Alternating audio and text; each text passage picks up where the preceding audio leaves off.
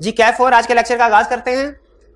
आज के लेक्चर में हम डिस्कस करेंगे प्रैक्टिस क्वेश्चन होम असाइनमेंट आपके, फिर इसके बाद नेक्स्ट चैप्टर 7 जो है, जो कि किससे रिलेट करता है, पर चैप्टर 6 से रिलेट करता है। चैप्टर 7 नहीं, चैप्टर 7 से ही रिलेट करता है, और ये है performance of the contract. Performance of the contract, ठीक है। चैप्टर 6 का सीक्वल है, ये कह लें कि परफॉर्मेंस ऑफ द कॉन्ट्रैक्ट से रिलेटेड कुछ कंसेप्ट चैप्टर 6 में थे और कुछ कंसेप्ट चैप्टर 7 में है। परफॉर्मेंस ऑफ द कॉन्ट्रैक्ट में कल हमने क्या सीखा था? सिंगल प्रॉमिस के रूल्स और जॉइंट प्रॉमिस के रूल्स। सिंगल प्रॉमिस के रूल्स में हमने पढ़ा कौन परफॉर्म करेगा, प्रॉमिसर या उसका एजेंट या उसके लीगल रिप्रेजेंटेटिव, या थर्ड पार्टी भी कर सकती है, लेकिन वो कुछ केसेस है जिनमें सिर्फ प्रॉमिसर ही करेगा परफॉर्म, उसके अलावा और कोई बंदा। पर्सनल नेचर और आर्ट वर्क। पर्सनल नेचर की क्या एग्जांपल थे? एग्रीमेंट टू मैरी, और आर्ट वर्क से रिलेटेड पेंटिंग वगैरह, ठीक है। फिर इसके बाद हमने रूल स्टडी किए जॉइंट प्रॉमिस के, कि जॉइंट प्रॉमिस के केस में क्या होगा, कि सबसे पहला रूल क्या था? जॉइंट प्रॉमिस की liability joint and several. Joint को लहदा बताया था, सेवरल को लहदा बताया था। जॉइंट का मतलब कोई भी लायबल है, हर एक में से कोई भी लायबल हो सकता है, और सेवरल का मतलब क्या है? होल अमाउंट तक लायबल हो सकता है। हाँ, फिर आगे रूल पढ़ा था, अगर कोई जॉइंट प्रॉमिसर अपने हिस्से से ज्यादा पे करता है तो वो दूसरे प्रॉमिसर से उसको रिकवर करवा सकता है। और अगर किसी जॉइंट प्रॉमिसर को प्रॉमिसरी रिलीज कर देते हैं तो वो अदर जॉइंट प्रॉमिसर को स्टिल लायबल है। अदर जॉइंट प्रॉमिसर इससे रिलीज नहीं होते और वो अदर जॉइंट प्रॉमिसर को भी लायबल। अच्छा, एक कंसेप्ट हमने ये पढ़ा था, जॉइंट प्रॉमिसर है और जॉइंट प्रॉमिसी है, तो जॉइंट प्रॉमिसी से कौन पर डिमांड कर सकता है? एक सिंगल प्रॉमिसी कर सकता है कि सारे मिलके करेंगे? सारे मिलके करेंगे, ठीक है। ये कंसेप्ट क्लियर हो गया। अच्छा, इसमें एक छोटा सा मजीद कंसेप्ट है, वो आज एक क्वेश्चन जो आज की असाइनमेंट का लास्ट क्वेश्चन है, उसमें मैं आपके साथ डिस्कस करूंगा। स्टार्ट करें अब डिस्कशन। सबसे पहले पहला question, briefly discuss whether in following cases. कोई नहीं बोलेगा, जिससे पूछूंगा वही बोलेगा, जिससे पूछूंगा वही बोलेगा, जिससे पूछूंगा वही बोलेगा। Briefly discuss whether in following cases promise must be performed by promiser himself or third parties can also perform the promise. A. Arif promises to marry Bisma. मैंने पूछा फिर बताइए भाई, क्या ये प्रॉमिस कोई थर्ड पार्टी परफॉर्म कर सकते हैं? नहीं कर सकते। क्यों? रीजन बताइए। पर्सनल नेचर का है, शाबाश। B. Azam promises to paint a picture for Babar. जी, क्या इसको कोई थर्ड पार्टी बाबर के अलावा कोई और परफॉर्म कर सकता है? नहीं कर, क्यों नहीं कर सकता? पर्सनल नेचर का कॉन्ट्रैक्ट, शाबाश।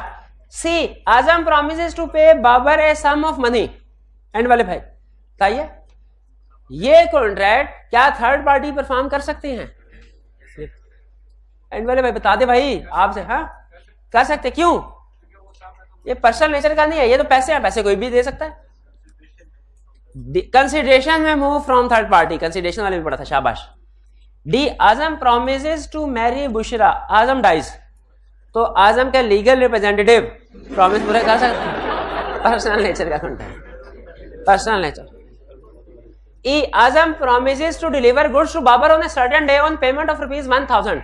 आजम डाइज बिफोर दैट डे, उसने कहा 1000 के इवेज आपके घर सामान प्रोवाइड सब सप्लाई करूंगा, उससे पहले आजम की डेथ हो गई। जी बताइए, क्या आजम के अलावा जो उसके लीगल रिप्रेजेंटेटिव है वो भी परफॉर्म कर सकता है? क्यों भला? एक रीजन ये भी है कि पर्सनल नेचर का कॉन्ट्रैक्ट नहीं है, और दूसरी रीजन क्या है? कंसिडरेशन में मूव फ्रॉम थर्ड पार्टी। ठीक, next. F. Kamran borrows ₹200,000 from Babar and promised to repay within a month. Akmal, the father of Kamran, pays ₹200,000 to Babar. Kamran ने उधार लिया था, लेकिन उसके वालिद साहब अकरम ने रीपे कर दिया। तो बताइए, क्या अकमल दे सकते थे? क्या ये वैलिड पेमेंट है? क्या रीजन है? दो में से कोई भी रीजन लिख लें, या ये लिख लें कि पर्सनल नेचर का कॉन्ट्रैक्ट नहीं है, या क्या लिखे? कंसिडरेशन में move from third party. G, Ajmal promises to deliver goods to Bano on a certain day. Ajmal promise करता है बानो को एक सर्टेन डे पे गुड्स ले और payment of 1000. Ajmal dies before that day. उस दिन से पहले अजमल की डेथ हो गई. लीगल रिप्रेजेंटेटिव परफॉर्म करेंगे? ये डुप्लीकेट नहीं हो रहा. यहां पे आजम था, यहां पे अजमल है. चलें ठीक है जी. अजमल हाँ प्रॉमिस अच्छा नहीं सर, अजमल ने बानो को प्रॉमिस किया कि एक सर्टेन डे के ऊपर वो उसको 1000 रुपए की चीजें सप्लाई करेगा. अजमल की डेथ हो गई. क्या अजमल ड्यू डेट पे अजमल के रिप्रेजेंटेटिव लायबल हैं? बिल्कुल लायबल है. और अगर यहाँ पे अजमल की नहीं बानो की डेथ होती तो फिर उस सूरत में अजमल गुड्स को सप्लाई करता और बानो के रिप्रेजेंटेटिव पेमेंट करते हैं. Anwar promises to paint a picture for Salim by a certain day at a certain price. Anwar dies before the day. Personal nature का कॉन्ट्रैक्ट है, इसलिए ये थर्ड पार्टीज को परफॉर्म नहीं कर सकते. सुपरवीनिंग इम्पॉसिबिलिटी होगी ना. क्वेश्चन 2. वही पास्ट पेपर का क्वेश्चन है, ध्यान से अटेंटिव हो जाएं. पास्ट पेपर का क्वेश्चन. अच्छा बुक्स बंद कर दें, बुक्स बंद कर दें. सामने जो लिखा नजर आ रहा है ना आपको, एंड वाले भाई नजर आ रहा है ना, तो बुक्स की क्या जरूरत है. फोकस हो जाए.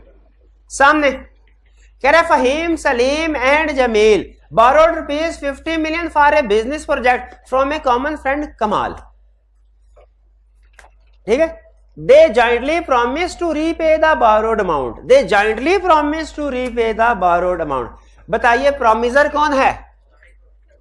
फहीम, सलीम एंड जमील. और प्रोमिजी कौन है? अच्छा जॉइंट प्रोमिजर्स तो हैं, प्रोमिजी सिंगल है. ये जॉइंट प्रॉमिस का केस बनता है कि नहीं बनता? बनता है. बताया था जॉइंट प्रॉमिसर हो या जॉइंट प्रॉमिसी हो या दोनों हो तो जॉइंट प्रॉमिस के रूल्स अप्लाई होंगे. तो इस क्वेश्चन के ऊपर जॉइंट प्रॉमिस के रूल्स अप्लाई होंगे. Under the provisions of the Contract Act 1870 to comment on following in the absence of express agreement. What would be, देखिए एग्रीमेंट में तो कुछ भी तय हो सकता है ना. एग्रीमेंट में हो सकता है, नॉर्मली होता है कि जो प्रोमिजी होते हैं ना ये इकट्ठे डिमांड करते हैं पेमेंट. ये पढ़ा था ना हमने. प्रोमिजी जो है वो इकट्ठे पेमेंट, लेकिन अगर कॉन्ट्रैक्ट में लिखा हो कोई एक पेमेंट डिमांड कर सकता है वो भी ठीक है. नॉर्मल रूल ये होता है कि प्रोमिजर ने जॉइंट प्रोमिजी को जब वो इकट्ठे हो तब पैसे देने हैं. लेकिन अगर एग्रीमेंट में तय पाया हो कि कोई एक प्रोमिसी भी अगर हमारे बिजनेस में मौजूद हो ना तो प्रोमिजर उसको पैसे दे सकता है. तो अगर एग्रीमेंट में जो तय पाया हो तो फिर तो वो एग्रीमेंट वाली बात ही अप्लाई होगी. लेकिन अगर एग्रीमेंट में कुछ भी तय नहीं पाया, यही कह रहा है in the absence of express agreement what would be the rights and liabilities of joint promisor. Joint promisor के राइट्स एंड लायबिलिटीज क्या होंगे? क्या जॉइंट प्रोमिसर के राइट्स एंड लायबिलिटीज होंगे? जी जॉइंट प्रोमिसर्स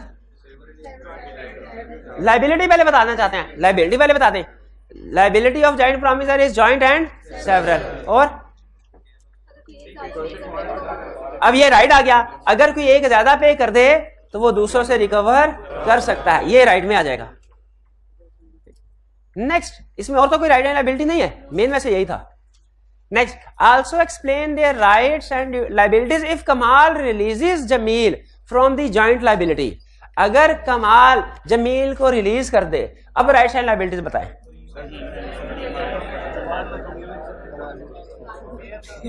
अब उसने अच्छा राइट्स एंड लायबिलिटीज किसके पूछे हैं? कमाल के जमील के? दोनों के बता देते हैं.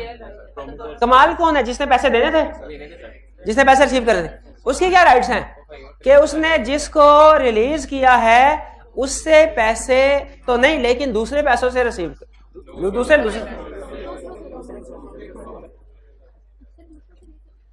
दूसरों से ले सकता है. मैं भी यही कह रहा था.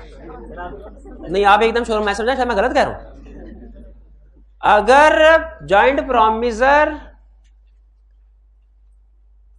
एक प्रोमिजी यानी कमाल को लायबल है नहीं, जॉइंट प्रोमिसर ने पे करने है कमाल को.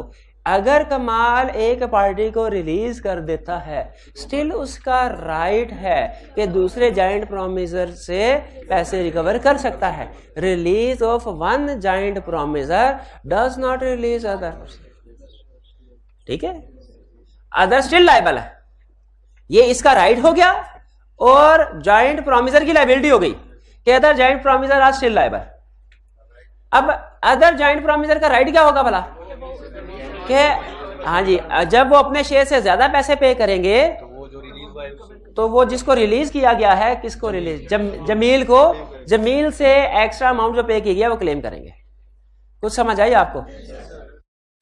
रिलीज वाला ये बेसिकली जो पार्ट था रिलीज ऑफ पार्टी के कंसेप्ट में बेस कर रहा था। B, how would the liability would devolve. Devolve का मतलब क्या होता है? डेवोल्यूशन का मतलब क्या होता है? जब किसी पार्टी की डेथ हो जाए, in case of death of one or more of the joint promisor, अगर किसी एक या ज्यादा जॉइंट प्रोमिसर की डेथ होती है तो legal representative of deceased promisor are liable along with surviving joint promisors. Sir ये लाइन समझ आ रही है?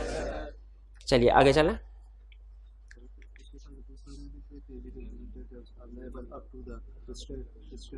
हाँ जी बिल्कुल, इन्होंने कहा सर एक और पॉइंट भी तो था कि जो लीगल रिप्रेजेंटेटिव है वो up to the amount of estate transferred, उस अमाउंट तक लायबल है। बिल्कुल है, वो भी लिख सकते हैं, बिल्कुल है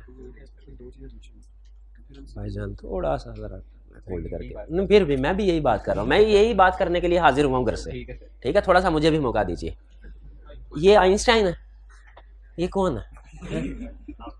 ये चीफ जस्टिस है, तो इससे क्यों पूछ रहे भाई? भाई से पूछे। चीफ जस्टिस तो मैं भी नहीं हूं, लेकिन ये मैंने पढ़ के आया हूं। मैं, मेरा ख्याल है इन भाईजान से तो बेहतर ही आपको एक्सप्लेन कर सकूं। Question 3, Benjamin borrowed ₹1 million from Hatim and Tahir jointly and promised to repay the amount on March 1st, 2011। बताइए इसमें प्रोमिसर कौन है? बेंजामिन। और प्रोमिसी कौन है? बताइए, प्रोमिसर एक है, प्रोमिसी एक से ज्यादा है, जॉइंट प्रॉमिस के रूल अप्लाई होंगे कि नहीं इसमें? यानी जॉइंट प्रोमिसर नहीं है, जॉइंट प्रोमिसी है। अब उसने क्वेश्चन को थोड़ा चेंज कर दिया, लेकिन चूंकि दोनों में से एक भी जॉइंट हो जाए जॉइंट प्रॉमिस बन जाता है। कह रहा है state with reference to contract act it is state who can claim performance in the following session. अच्छा, नॉर्मल रूल क्या है हमारा? अगर कॉन्ट्रैक्ट में कुछ भी ना लिखा हो तो who can demand performance? Joint promisor सारे इकट्ठे, जॉइंट प्रोमिसेस सारे इकट्ठे डिमांड कर सकते हैं परफॉर्मेंस को। और अगर किसी एक ही डेथ हो जाए लेकिन ज़हन में रखिएगा, अगर कॉन्ट्रैक्ट में लिखा हो ना कि जॉइंट प्रोमिसेस में से कोई एक भी रिसीव कर सकता है या डिमांड कर सकता है, तो वो भी डिमांड कर सकता है। ये नॉर्मली कंसेप्ट अप्लाई होता है पार्टनरशिप वाले टॉपिक पे। पार्टनरशिप में एक से ज्यादा पार्टनर्स होते हैं, तो जब कोई भी पार्टी पार्टनरशिप के साथ एग्रीमेंट करती है ना, तो ये जॉइंट प्रॉमिस के रूल्स वहां पे अप्लाई हो जाते हैं। ठीक है, उस सूरत में अगर किसी ने पार्टनरशिप से लोन लिया है तो वो तो प्रॉमिसर है, रीपे करना है। प्रॉमिसी हमेशा सारे पार्टनर्स होंगे, तो इसमें तो ये रूल लगना चाहिए कि जब तक सारे पार्टनर्स इकट्ठे होकर पैसे नहीं मांगेंगे ये बंदा पैसे नहीं देगा, क्योंकि सारे पार्टनर्स का इकट्ठे होना मुश्किल होता है। तो उस सूरत में याद रखे, एग्रीमेंट में लिखा जाता है कि हम में से हर एक पार्टनर का राइट है कि वो आपसे पैसे वसूल कर सकता है, इसलिए अगर कोई भी एक आ गया ना तो आपने उसको पैसे दे देने हैं। या अगर जब आप दुकान पे आए और आपने कोई भी पार्टनर वहां पे बैठा हुआ उसको पैसे ऑफर कर दिए, उसको पैसे टेंडर कर दिए, तो ये समझा जाएगा आपने एक पार्टनर को नहीं सबको ऑफर कर दिया। तो ये ध्यान में रखिएगा।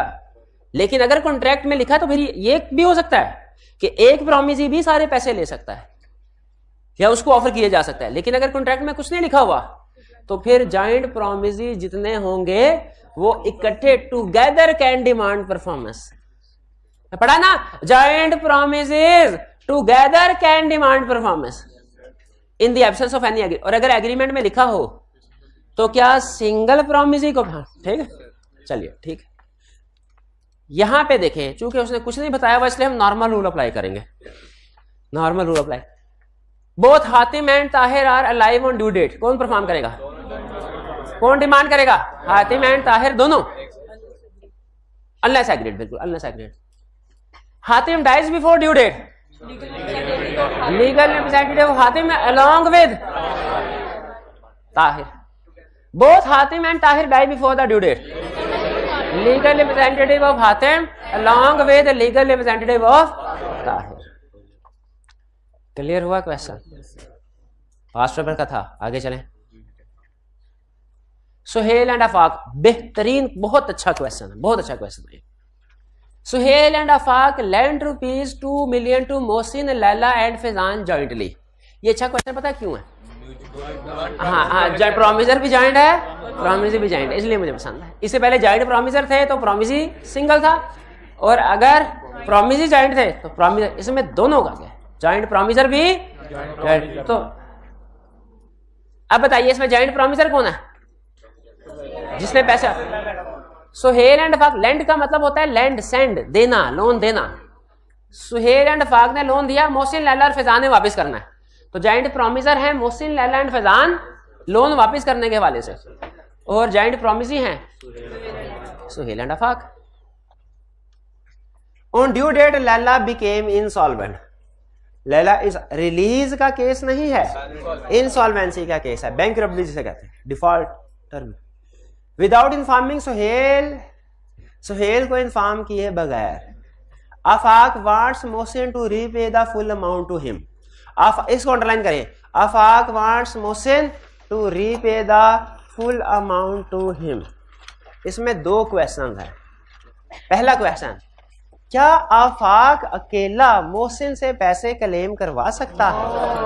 और दूसरा, क्या मोहसिन अकेला लायबल है अमाउंट को पे करने के लिए? बिल्कुल। Under the provisions of contract act 1872 explain whether Mohsin can be compelled to pay the full amount to Afaq. बिल्कुल। क्यों? लीगल प्रोविजन कौन सी है? Because liability of joint promisors is joint and several. इसीलिए सिर्फ एक पार्टी यानी मोहसिन से भी पैसे रिकवर किए जा सकते हैं, सारे के सारे। क्या है? एक मिनट ठहर, एक मिनट। अफाक मोहसिन मेरा हाल है मिक्स हो गए, ठहर। Whether Mohsin can be compelled to pay the full amount to Afaq. अच्छा एक मिनट ठहरे, नहीं, हाँ, इसके दो हिस्से करते हैं। Whether Mohsin can be compelled to pay the full amount, yes, यही तो बताया, यही बता रहा था मैं, दरमियान में शोर मचाया। आगे रुके तो सही रहा। क्या मोहसिन से सारे के सारे पैसे निकलवाए जा सकते हैं? यस। क्यों? Because liability of joint promiser is joint and several. दूसरा क्वेश्चन, वेदर, क्या कर रहे हैं आप?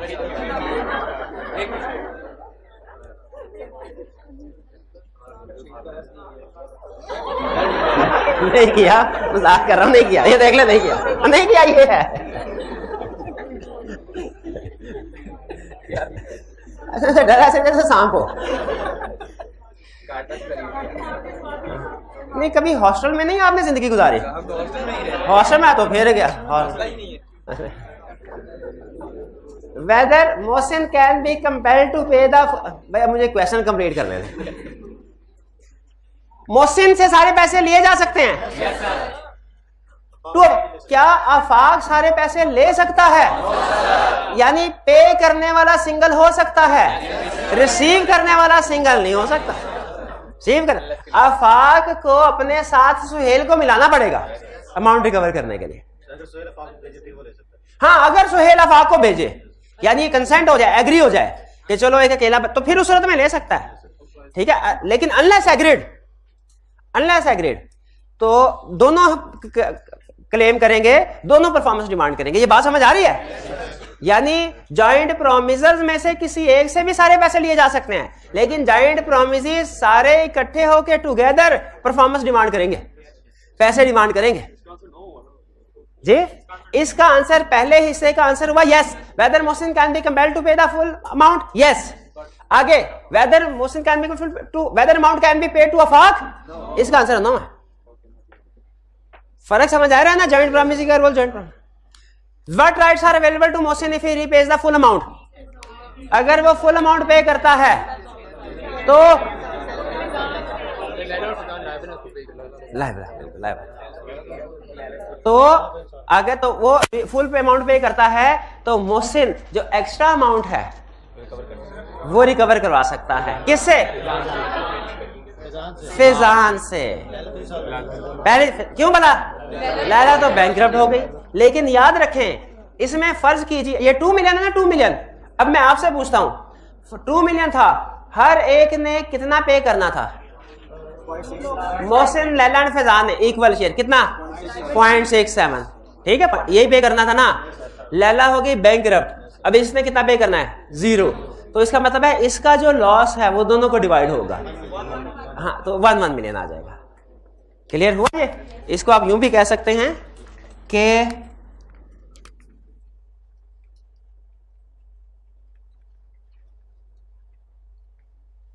मोहसिन, लैला एंड फैजान, ये मोहसिन, लैला और फैजान इन सब ने पे करना था 66 क्या बनता है? इतने बनता है 66,666 और 66,066 6 लाख है। अच्छा चलो ये ले एक 6 और। ठीक है, अब लैला बैंकरप्ट हो गई। इसका मतलब क्या हुआ? इसका लॉस इक्वली बेयर करेंगे दोनों, यानी कितना होगा? 33,000। अब इसने मजीद पे 33 जितना भी बनता है 3,33,333। तो ये टोटल करके अब इसने कितना पे करना है? 1 मिलियन। इसने कितना पे करना है? 1 मिलियन। लेकिन कितना पे किया? मोहसिन ने 2 मिलियन पे किया। तो इसका मतलब है मोहसिन कितने पैसे रिकवर करेगा फैजान से? 1 मिलियन। 1 million 1 million. भी क्लियर? आगे चलें।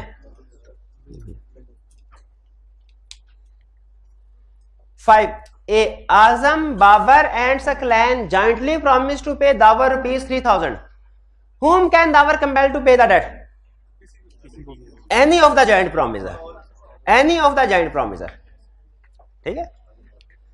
अच्छा कोशिश करें हमें एनी का वर्ड लिखे, ऑल का वर्ड ना लिखे। ऑल का वर्ड कोई दूसरा मीनिंग भी दे सकता है कि all of the joint promisor का मतलब कि सारे इकट्ठे, उससे ये सेंस भी आ रही है। इसलिए any of the joint promisor का वर्ड ज्यादा बेहतर है। B Azam, Babar and Saqlain jointly promise to pay Dawar a sum of rupees 3,000. Saqlain is compelled to pay the whole. Azam is insolvent but his assets are sufficient to pay 1/2 of his debts. What is Saqlain's right in this case? Calculation करके बताइए किसने किसको कितने पैसे देने हैं।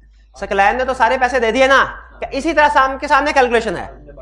पहले bad debt को डिस्ट्रीब्यूट करना है, फिर उसके बाद आपने बताना है किसने कैलकुलेशन करें। अभी करें, हाइब्रिड वाले भी अभी करें। कैलकुलेशन करना लाजमी है भाई। कैलकुलेशन कर दे यार, तेरी मेहरबानी। कैलकुलेशन रिटर्न ज़बानी नहीं चाहिए, ज़बानी नहीं चाहिए, रिटर्न फॉर्म में चाहिए। जैसे आपके सामने कैलकुलेशन किया इसी तरह करें। पहले बैड डेट डिस्ट्रीब्यूट करते हैं। सकलैन प्लीज आप भी कर दें, आप भी कर दें, आप भी कर दें। मुझे लिखत में चाहिए, लिखत में लिख के दिखाएं। कर दे यार, तेरी मेहरबानी कर दे। ये सामने ये टेबल सा बना के मुझे दिखाएं। ये ज़बानी कलामी ना करें। ये छोटा मैं इसलिए टेबल आपसे बना रहा हूं, एग्जाम में कम्प्लेक्स अमाउंट भी आ सकती हैं, वो आपसे ज़बानी कलामी नहीं होंगी। मुझे कोई शौक नहीं है बिला वजह आपसे मेहनत करवाने का। कर दे यार, हो गया।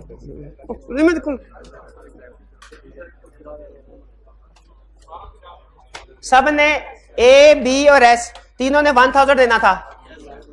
अब बी जो है वो सिर्फ 50% दे रहा है, यानी इसका मतलब है 500 का लॉस डिस्ट्रीब्यूट करें।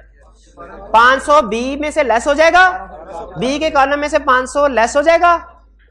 और कौन बैंकरप्ट हुआ है? आजम। हाँ, आजम का 500 लेस हो जाएगा और बी का कितना ऐड होगा? 250 और एस का भी 250।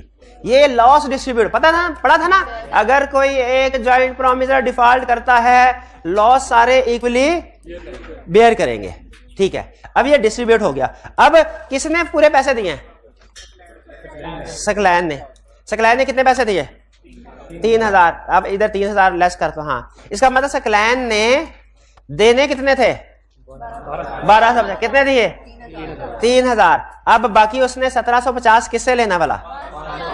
1250 बी से और 500 ए से। ये कैलकुलेशन समझ आई आपको? देखिए ज़बानी कलाम में भी कर सकते हैं हम, लेकिन रिटन फॉर्म में इसलिए आपसे करवा रहा हूं, एग्जाम में कम्प्लेक्स फिगर्स देगा, वहां पे ये कैलकुलेशन आपके लिए प्रॉब्लमेटिक हो सकती है। आगे चले भाई, ये बी समझ आया?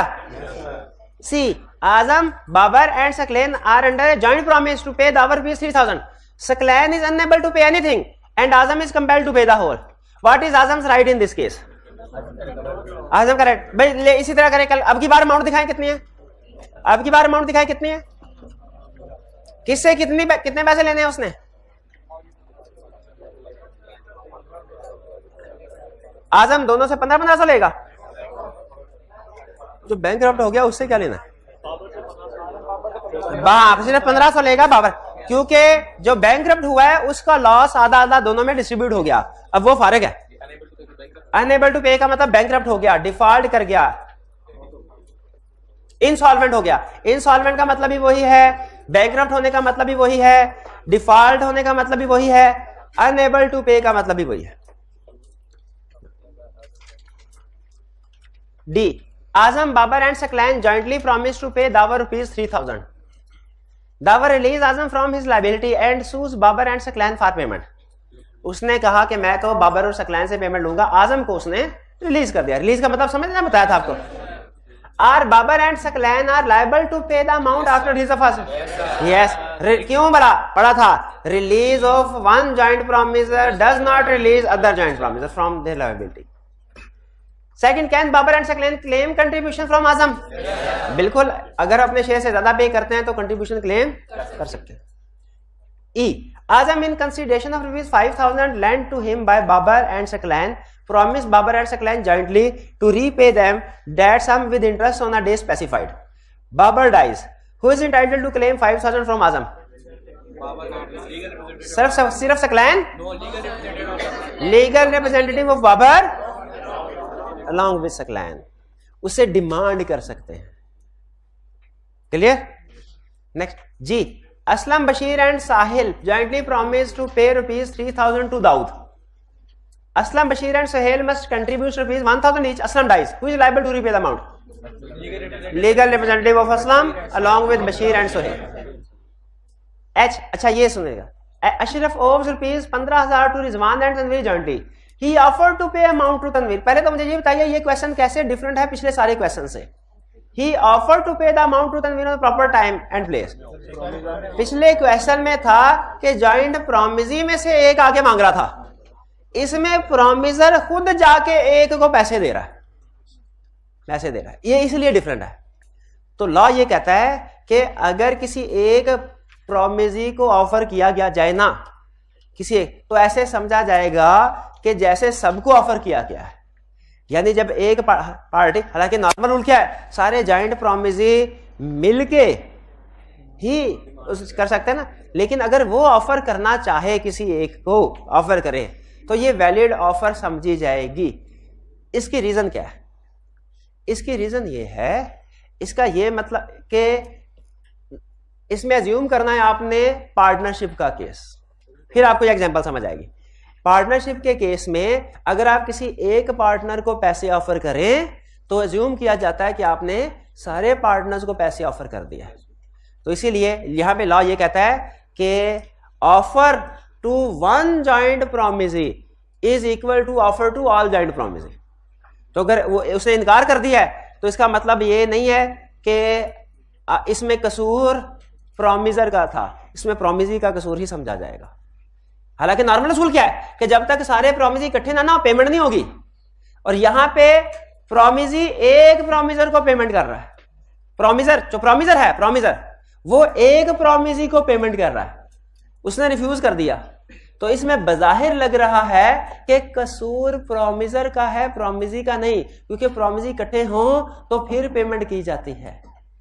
लेकिन यहां पे चूंकि प्रॉमिसर खुद गया है, यहां पे डिमांड वाला नहीं ऑफर वाला केस है, डिमांड वाला केस नहीं है। ये कौन सा है भाई? ये फर्क है कि नहीं? केस पढ़ के पता चल रहा है इसमें। हालांकि मेरा अपना पॉइंट ऑफ व्यू ये है, इसमें वही रूल लगना चाहिए कि अगर सारे इकट्ठे नहीं है प्रॉमिस तो पेमेंट नहीं होनी चाहिए, और उसने पेमेंट की भी नहीं है। लेकिन लॉ ये कहता है इस सिचुएशन में हम प्रॉमिसर का कसूर नहीं मानेंगे डिले, इसमें हम प्रॉमिसी का, अगर उसके पास से पहुंच गया था ना तो प्रॉमिसी को चाहिए था दूसरे लोगों को बुला लेता, रिफ्यूज ना करता बल्कि दूसरे लोगों को बुला लेता है। इसलिए लाने का offer to one joint promisee is equal to offer to all joint promisee.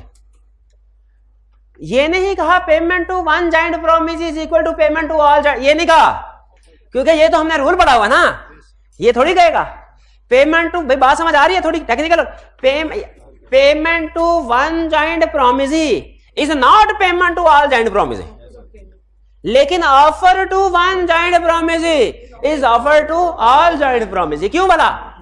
वो उसे चाहिए जिसको एक को ऑफर के दूसरे लोगों को बुला ले, अगर वो रिफ्यूज कर देता है तो फिर डिले की वजह से प्रोमिसर जिम्मेदार नहीं है इंटरेस्ट का। फर्क समझ आ रहा है?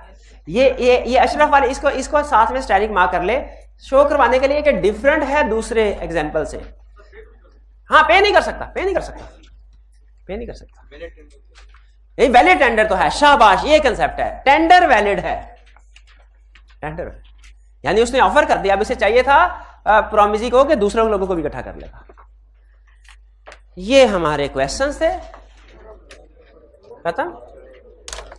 अब चलते हैं, टाइम नहीं हुआ बिल्कुल भी, ना ना ना ना, तो आज कुछ सीखे बगैर, आज घर जाएंगे, घर वाले पूछेंगे आपको कॉलेज भेजा था कुछ सीखने के लिए, सुबह सुबह उठे, कॉलेज आए, भेजा आपको, खिला पिला के घर से भेजा, कपड़े इस्त्री करके भेजा, जूते पॉलिश करके, किस लिए? ताकि कॉलेज जाके कोई कंसर्ट, तो घर वाले पूछेंगे आज क्या पढ़ के आए, कहेंगे कुछ भी नहीं।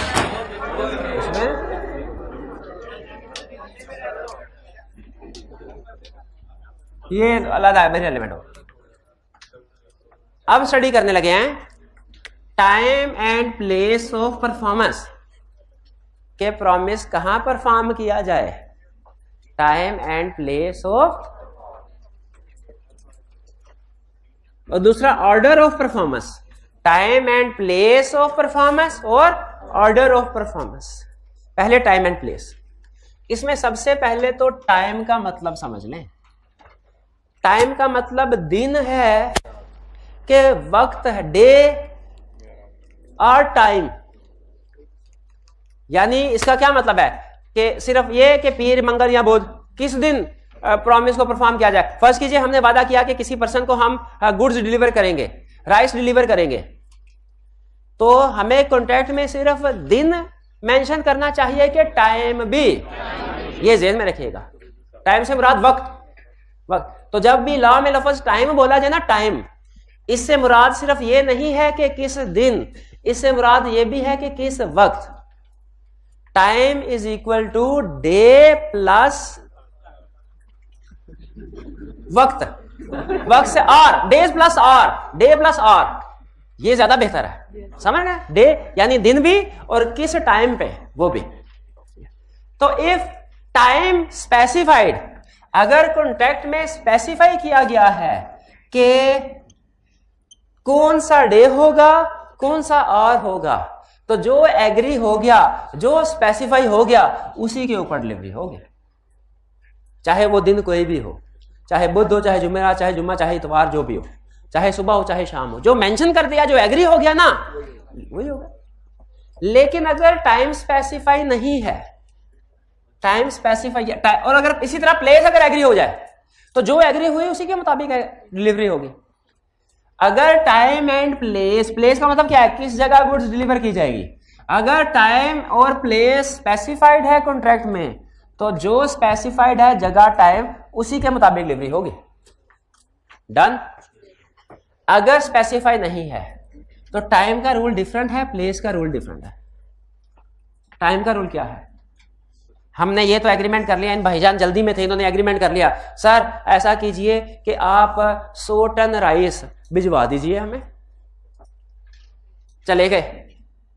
मैं जानता हूं, मैं इनके घर का पता भी जानता हूं, मैं इनकी दुकान का पता भी जानता हूं, मेरे पास इनका मोबाइल नंबर भी है, ठीक है, पार्टी नोन है, लेकिन एग्रीमेंट में तय नहीं पाया टाइम एंड प्लेस क्या होगा। अब ला क्या कहता है, हमें रूल क्या लगेगा, ये नहीं है कि अनसर्टेनिटी है तो उसकी वजह से वाइड हो जाए। ला कहता है नहीं, रूल बताता हूं क्या, आपने गुड्स को डिलीवर करना है with reasonable time, reasonable time नहीं, पहले रीजनेबल टाइम करना, रीजनेबल पीरियड कह लें, विद इन रीजनेबल। ये नहीं कि उन्होंने टाइम एग्री नहीं किया तो आपके अच्छा 10 साल के बाद अब मैं डिलीवर करूंगा, क्योंकि आपने टाइम एग्री नहीं किया, मेरी मर्जी 10 साल के बाद डिलीवर। लॉ कहता है नहीं, रीजनेबल पीरियड। इसमें रीजनेबल पीरियड क्या, महीना 1.5 महीना फॉर एग्जाम्पल। वैसे रीजनेबल पीरियड क्या होगा, ये केस टू केस वेरी करता है, लेकिन मे भी महीना रीजनेबल। आपको क्या लगता है इस केस में महीना रीजनेबल है कि साल? महीना रीजनेबल है, मुझे भी लगता है। तो अगर टाइम मेंशन नहीं है तो विद इन रीजनेबल पीरियड। अच्छा, महीने के अंदर बहुत से दिन हैं, बहुत से आवर्स हैं, रीजनेबल पीरियड में भी बहुत से दिन हैं, बहुत से आवर्स हैं। किस दिन, किस वर्किंग डे में, और किस वक्त, बिजनेस आवर्स में। अगर इतवार को डिलीवरी लेके पहुंच दिया जाए, अगर स्पेसिफाई होता तो इतवार को भी वैलिड था, स्पेसिफाई नहीं किया तो वर्किंग डे में, हॉलीडे में नहीं, ईद के दिन लेके डिलीवरी नहीं, रात के 12 बजे लेके। अब याद है वो 12:01 में भी आ गया था कोई डिलीवर करने के लिए। अगर तो एग्री हुआ है ना तो फिर 12 बजे भी ठीक है, ठीक है। फिर मैं ना जब ये मैंने मैट्रिक किया तो ज्यादा पढ़ता नहीं था, घर वालों ने कहा अच्छा पढ़ना नहीं है तो काम शाम करो। मामू की दुकान होती सैनिटरी की, उधर उन्होंने मुझे भेज दिया। हुए 2 महीने जो मेरे साथ हुई मैं ही जानता हूँ। हाथ जोड़ के मैंने कहा अब पढ़ना है, अब पढ़ना है। हाँ जी, सीए से पता ही नहीं उसमें उधर क्या होता है। वो डब्बे होते थे, डब्बे 4-4, 5-5 सड़क होती थी चलती, ये फिरोजपुर रोड, वो डब्बे लेके उधर जाना, उधर लेके आना, सर घूम जाता था, 2-3 फेरे लगते थे जब। और उनकी बात सुने, लाहौर में ना ये दिन के वक्त में ट्रक का दाखिला ममनू है ट्रांसपोर्टेशन के लिए। तो जिस दिन सामान आना होता था उस दिन कहते आज सामान, और ट्रक आता था 12 बजे के बाद, ज्यादा 12, तो 1 बजे ट्रक आया करता था। तो अब 1 बजे तक इंतजार। अच्छा, पहले सारा दिन काम किया, फिर 10 बजे दुकान बंद हुई तो हम कहते थे यार थोड़ी देर सो लो। 2 घंटे में क्या नींद पूरी होती है। 1 बजे फिर उठ के दोबारा ट्रक अनलोड करवाता, और अनलोड करवाते थे ऊपर वाले फ्लोर पे, नीचे तो डिस्प्ले होता है ना, नीचे गोदाम या ऊपर लग पता जाता था। बहरहाल, लेकिन एग्जांपल ये देना चाह रहा हूं कि वो जो एग्रीमेंट होता है ना सप्लायर के साथ, उसमें लिखा होता था कि रात 12 बजे के बाद ही आपने आना है। तो वो सप्लायर लायबल था रात के 12 बजे डिलीवरी देने के लिए। अगर कॉन्ट्रैक्ट में स्पेसिफाई कर दिया तो कोई भी टाइम चलेगा, लेकिन अगर स्पेसिफाई नहीं किया तो फिर वर्किंग डे बिजनेस आवर्स में डिलीवरी होगी। तो ये बात समझ आई आपको? ठीक है, ये पहले रीजनेबल टाइम पीरियड, लेकिन फिर उस पीरियड के अंदर भी तो बहुत से दिन और बहुत से वक्त हैं। तो इसीलिए लॉ ने रीजनेबल टाइम या पीरियड के साथ साथ ये भी मेंशन कर दिया क्या कि वो working day and usual business hours होगा। अच्छा, अगर एक्सेप्ट कर ले तो फिर तो चलेगा, एक्सेप्ट तो जो भी कर ले तो चलेगा। प्लेस, अगर जगह नहीं मेंशन की, मुझे पता है इनका घर कहां है, मुझे पता है इनका बिजनेस प्लेस कहां है, प्लेस इन्होंने मेंशन की। अच्छा, लेकिन इसमें लॉ ने कहा है कि आप फौरी तौर पे रीजनेबल प्लेस पर डिलीवरी नहीं करेंगे। इसलिए, लेकिन हालांकि सूली तौर पे ऐसे होना चाहिए जैसे रीजनेबल टाइम कह दिया, उसका रीजनेबल प्लेस भी कहा जा सकता था, लेकिन लॉ ने कहा नहीं। प्रैक्टिकल इशू इसमें यह था कि जो बंदे चीजें खरीदते हैं ना, उन्हें उन चीजों को ऑफलोड करवाने के लिए कोई जगह का इंतजाम करना पड़ता है। अचानक से अगर उनके पास सामान ले जाए ना, उन्हें कहिए अनलोड करें, रखे सामान, वो कहेंगे हमारे पास जगह ही नहीं है। गोदाम में ना बाजू का सफाई सुथराई करनी पड़ती है, अगर आपको अंदाजा हो कि किसी मजदूर वगैरह लगाने पड़ते हैं, उसमें टाइम लगता है। इसीलिए लॉ ने कहा इसमें तो जो प्रोमिसर है ना वो खुद से फैसला कर ले कि रीजनेबल पीरियड में डिलीवरी देनी है और वर्किंग डे और रीजनेबल बिजनेस आवर्स में, टाइम के केस में। लेकिन किस जगह पे डिलीवरी होगी, इसके लिए प्रोमिसर पहले फोन करेगा, कांटेक्ट करेगा, आस्क करेगा, पूछेगा प्रॉमिस, भाईजान ट्रक रेडी है, बताइए किधर लाना है, किधर अरेंज किया है आपने, किधर ठिकाने लगाना है, वो बताएगा। फिर चाहे इस पार्टी के 50 गोदाम हो, लेकिन प्रोमिसर खुद से किसी गोदाम में सामान नहीं लेके जाएगा, उसे नहीं पता किस जगह इंतजाम किया गया है। बाद तो घरों में भी लोग सामान स्टोर करवा देते हैं, ठीक है। तो इसीलिए प्रोमिसर पूछेगा, प्रोमिसर पहले पूछेगा उसे कि बताओ भाई किधर सामान, इधर नहीं पूछे, इधर खुद फैसला कर रहा था, ये फर्क नोट करें। इधर पूछ क्यों? क्योंकि उसे पता है, लॉ बनाने वाले को पता था कि अनलोड करवाने के लिए सेफ, उसके इंश्योर करने के लिए सेफ्टी इंतजाम करने पड़ते हैं। इसलिए उसने कहा पहले भाई बताओ किधर इंतजाम किए हैं। जिस जगह पे फिर प्रॉमिसी कहे वहां पे आपने सामान को डिलीवर कर देना है।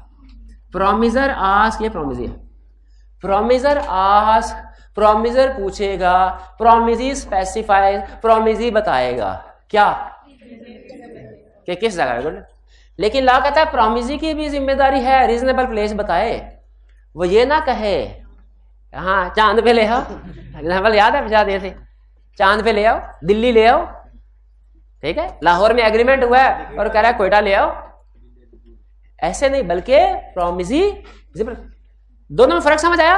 टाइम मेंशन नहीं है तो रूल क्या है, प्लेस मेंशन नहीं है तो टाइम मेंशन नहीं है तो रूल क्या है, रीजनेबल पीरियड, और रीजनेबल पीरियड में दूसरा पॉइंट फिर क्या है, वर्किंग डे और बिजनेस आवर्स, और प्लेस मेंशन नहीं हो तो प्रोमिजर आस्क, और प्रोमिजी स्पेसिफाई रीजनेबल प्लेस। अब ये रीजनेबल क्या है, अब आप कहें सर रीजनेबल क्या है बताइए, हैं दुबई चौक पे, मॉडल टाउन में, मीनारे पाकिस्तान के, तो ये क्वेश्चन, ये जजमेंट का है, क्वेश्चन ऑफ फैक्ट है, ये केस टू केस वेरी करता है, कुछ समझ आई। चलिए अब मेरा ख्याल है इतना काफी है ऑर्डर ऑफ, लेकिन आपने फिर कल इसके क्वेश्चन करके लाने हैं, ये ऑर्डर रहने देते हैं, ऑर्डर कल करेंगे, टाइम एंड प्लेस के क्वेश्चन सारे करके लाएंगे। आज का लेक्चर यहाँ पे खत्म करते हैं हम, अल्लाह हाफिज।